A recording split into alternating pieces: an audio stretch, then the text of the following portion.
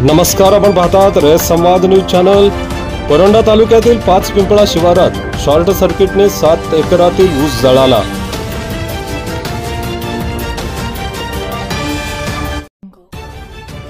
परंडा तालुक्यातील 5 पिंपळा शिवारात शनिवार दिनांक 11 ऑक्टोबर रोजी दुपारी 12 वाजण्याच्या सुमारास शॉर्ट सर्किटमुळे विद्युत तारा तुटून 7 एकर ऊस जळून खाक झाला।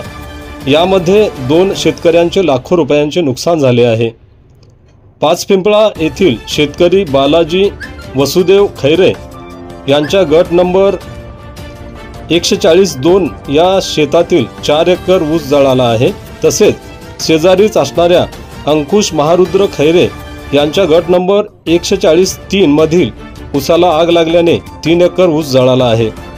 विद्युत वितरण कंपनीच्या विद्युत तारांमुळे ऊस जळाल्याने शेतकऱ्यांना लाखो रुपयांचा फटका बसला आहे। अतिवृष्टीमुळे शेतकरी बांधवांचे कंबरडे मोडले असून मोठे नुकसान झाले आहे। जळालेल्या ऊसाची नुकसान भरपाई देण्यात यावी अशी मागणी शेतकरी करत आहेत। रयत संवादसाठी फारुख शेख, परंडा, धाराशिव। आपल्या परिसरातील बातम्या पाहण्यासाठी रयत संवाद न्यूज चॅनलला सबस्क्राइब करा, शेअर करा, लाईक करा।